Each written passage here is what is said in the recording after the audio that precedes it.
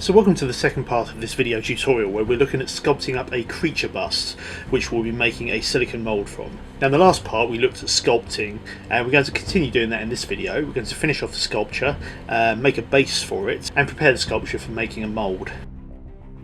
Now in the previous video I mentioned that this was a new version of a sculpture that I'd made previously, and I got to a point where the sculpture was looking quite like the original piece, but there were a few details that I wanted to refine. I'd also got the basic shape of the sculpture down, but I'm now at a stage where I can start adding additional detail, skin textures, and the little fine details that sort of eventually bring the whole thing to life. Now, as I mentioned in the previous video, this is really just a slow process of constant refinement and modification. So what I'm doing here is just adding in detail, looking at the original model, making sure it works correctly with the look of the bust as well, and just slowly refining things, adding in fine detail and wrinkles to the forehead, things like that. Now one of the main ways I add detail here is simply by using a loop tool here. So this is a tool that I've made out of a piece of guitar string that I've just epoxied to a paintbrush. What I'm doing here is just cutting lots and lots of very small channels here, just overlapping them, trying to follow the contours of the body to firstly even out the surface of the model, but also to add some skin texture. Now as you can see here, it's a little bit rough, but that doesn't matter. What I'm going to do is the same thing I've done in previous videos, and that's to brush the sculpture down with white spirit, and this will melt the Sculpey and smooth out those wrinkles to make them look a little bit more organic. So there's my wrinkles, and as you can see they look a lot more smooth and organic now that I've smoothed them down with some white spirit. And as you can see in close up here, it's really just a case of crisscrossing the lines and sort of trying to create something that doesn't look too regular. If it looks too regular it doesn't really look organic, so I think that's the sort of thing I want to go for. So here's my finished sculpture. As you can see, I've gone for skin texture across the body, but I've tried to tone it down a little bit on the chest area, because that's an area where you're not going to get so much movement. You're not going to get as many wrinkles there, so there's quite a few up near the collarbone and on the neck, areas that move quite a lot, but the chest is a lot more smooth. The one thing I haven't finished off here is the edge of the ears, as you may be able to see. The reason for that is because the ears are quite thin, sculpting onto that part of the model is causing it to move quite a lot. So what I actually want to do is cook the Sculpey first before I finish off the ears. That way I've got something hard to press against as I sculpt, and it should make it slightly easier just to get those thin areas done. But overall I'm quite happy with the model. As you can see, I've added quite a lot of texture to the forehead and the front of the face.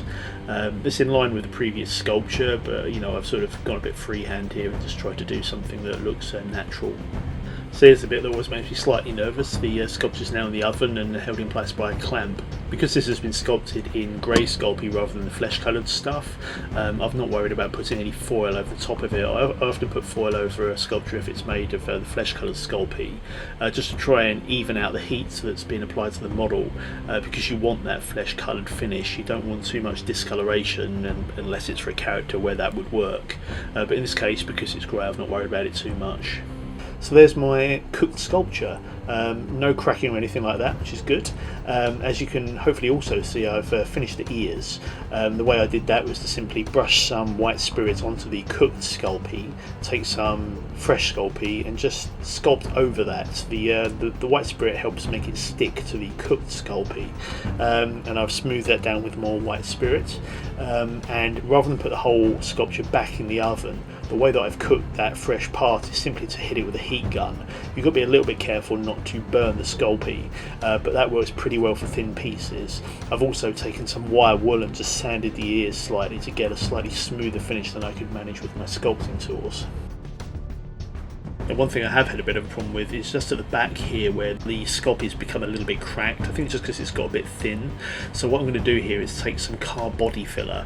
This is commonly referred to as Bondo in the States. Here it's called P38 Isopon Easy Sand. I'm sure there's various different brands, but it's the same principle. It's a thick putty-like material, and you just add a small dab of catalyst and that causes it to kick. So I'm just going to mix some of that up, put it on the back, let that cure, and then sand it back down for a smooth finish. I'm now moving on to making the base. So look, here is some thin 3mm MDF that I've cut out with a craft knife. I quite like this stuff because you don't need a bandsaw or anything to cut it. It's thin enough to be cut by simply using a Stanley knife, but it's also much tougher than card, so it's useful for making structures. What I'm doing here is I'm making a box effectively out of MDF. I'm going to hot glue it together, drill some holes in the top and in the middle to hold the sculpture in place. Once I've got the basic shape done, I'm going to coat the entire thing in styrene plastic, and I'm then going to sand that down to a smooth finish, and also sculpt up some details to add to the outside to make that a bit more interesting and a bit less plain. So as you can see here, I'm just hot gluing the MDF together. This is a technique I've used in quite a few occasions now. Just get the basic shape made out of MDF and hot glue. Very easy to do, very easy to cut and shape. Once you've got the basic structure down, you can then give it a skin of anything really, whether it be plastic or metal. And once you've got the skin on, you can make it look like anything you like. So in this case, I'm just getting the structure made and secure so that it holds the sculpture in place. And as you can see, I've drilled a hole in a few pieces here, so there'll be a few layers to the base, and they've each got a hole drilled in them. That's just so that the sculpture is held in the correct orientation when I slot the pipe into the base. So I'm just using a disc sander here just to smooth out these surfaces to make sure I've got a nice, smooth and as geometrically precise a shape as I can manage. So there's the wooden part finished, and the next stage is to give it a skin of styrene plastic. So there we go, there's a base with a skin of styrene. I've just simply used super glue to attach this to the wood, and I've used contact cement to melt the styrene together. Now one thing that's occurred to me is that the base is quite light because it's got some cavities inside, so I've left the back of the styrene off. What I think I'm going to do is cut some holes in the wood and fill that cavity with resin. That way it will hold the pipe in place very securely, and also add some weight to the stand. Now on the face of things it shouldn't really matter, however, because this is going to be encased in silicon, I do want the base to have some weight to it. Although silicon is quite dense and quite viscous, it's still a liquid, and anything that's less dense than it will have a tendency to float. So I want to avoid the model shifting in the mould as much as possible, so I think it's worth making sure the base is nicely weighted so that that's less likely. So one thing I do want to do here is add some detail to the point where the stand meets the copper pipe, and I was thinking of maybe getting a wooden door handle or something like that and drilling a hole through it and using that as a sort of a detail piece. What I found is I've got these plastic trophies I got at Tesco's for a bag of 4 for like £1 or something, and the bases of these have got a nice little sort of scroll like finish to them, so I think that'll actually do the trick. So I'm just drilling a hole here so I can put the pipe through. I'm going to add that to the top of the sculpture, and if it works I'll just super glue that in place. Oh, that's actually looking pretty good. So what I need to do really is just cut off that lip at the top and file that down so it's nice and smooth. But yeah, I like the look of that. So there's the piece glued in place now. So what I'm going to do here now, as you can see, I've cut a few holes in the back of the stand there. So what I'm going to do is pour some resin into the cavities there to fill that up, and as I mentioned, give it a bit of weight. As you can see, I've actually drilled some holes in the pipe here. That's just to make sure that the resin goes into the pipe and grips to it to make sure that it's held securely in place. So what I'm using here is a multi-purpose resin, which as you can see I've got from Tarantes, which is an art shop based in London. I think they've also got a branch in Birmingham, somewhere like that, but they also do mail order, so this stuff's easy to find. It's also pretty cheap. The bottle's about £7. So I've already measured out 100ml there, so I'm just going to pour some resin into my cup. The way this works is you just inject a certain amount of catalyst. In this case it says 2 to 3% will do the trick. I often over catalyse it just to make it cure a little bit quicker, and I'm just using a syringe here to measure out the catalyst, and then just being careful to mix that thoroughly, so scrape the edges of the cup, mix it all up. And now that's mixed, I'm just pouring it into the cavities there. Now this stuff cures in about 20 to 30 minutes, so it's relatively quick, but it does give me enough time to reposition the model, make sure that the alignment's correct. I was getting a bit paranoid about that, but I got it right, I think. This stuff is polyester resin though, so it does stink to high heaven, so always make sure you're doing a well ventilated area, wear a respirator, all of those things. Right, so that's now dry, and I've put the last layer of styrene plastic on the back, sanded it all down to smooth, so that's looking pretty good. It's got a nice bit of weight to it now, which is good, so everything seems nice and evenly balanced. So the next stage to this is I need to come up with some form of detail to go around the lower edge, just to give it some detail. So what I've decided to use is this dado rail, which is made for dolls' houses. I have got a router, but there's no way I can actually cut anything that fine. So what I've done here is give it a couple of blasts of black spray paint. Just the idea is to sort of saturate the wood with paint, so that I'm able to sand it down to a nice smooth finish. And that's going to fit on the base like this. So finally, what I want to do is have some detail on the front of the base here, as it's looking a little bit plain. So what I've done is sculpt up a small bat creature design here, just to sort of give some more sculptural detail and a bit of a texture to the base. So what I'm going to do here is make a silicone mould of this, cast up some resin copies, and then they'll be glued on the front, and that'll be my final piece ready for moulding. What I want to do here is build a wall around the sculpture out of foam core, glue all that together, and that's just going to create a bounding box into which I can pour my rubber. So I'm just cutting up some foam core here and gluing all that in place. So I've measured out 100mm here on the cup there, and what I'm doing is just pouring the silicone in. Now this is what they call a condensation cure silicone. I'm not quite sure why it's called condensation cure, but what that basically means is you need to add a certain proportion of catalysts in order to cause the silicone set. So in this case it's a 5% mix. So I'm just using a measuring syringe here to measure out the correct amount. I'm just mixing up the silicone there with a wooden spatula, and you can be careful to scrape the edges of the cup and just make sure you get all of the silicone and give it a good mix. One problem with that though is it can trap air in the silicone as you mix. Because it's such a dense liquid, the air can't easily escape. Now luckily this silicone takes quite a while to set. I generally have to leave it overnight, so you're looking at sort of 12 hours or more to set.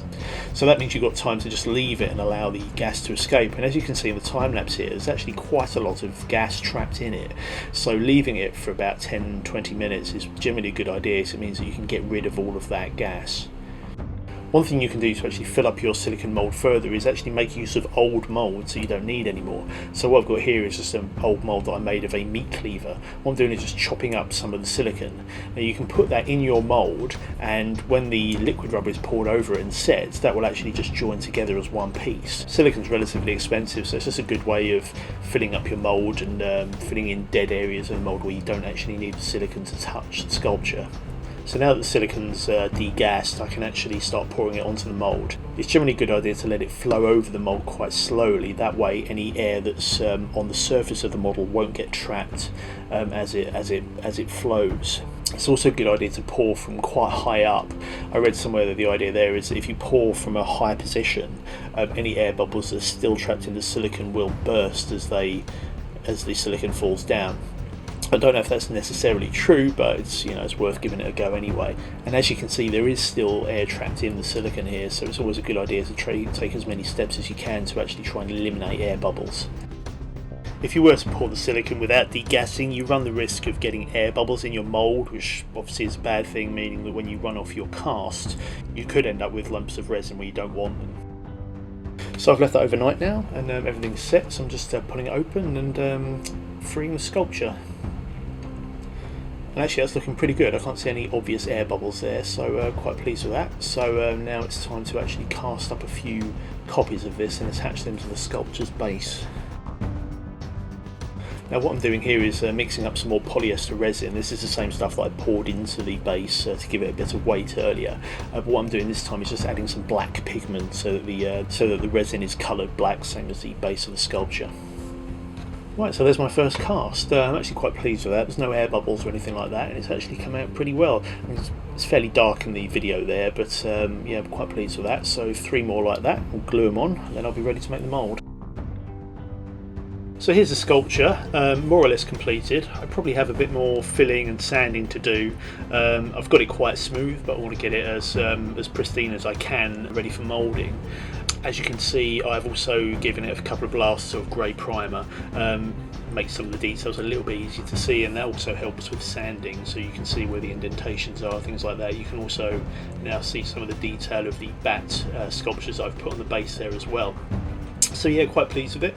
A little bit more work to do, but nevertheless it's pretty much finished and more or less ready now to move on to making the mould. So I'm going to leave it here for this part, and the next part of this video will deal exclusively with making a mould, and I think that's probably going to be a matrix mould. So thanks for watching, and I will see you next time.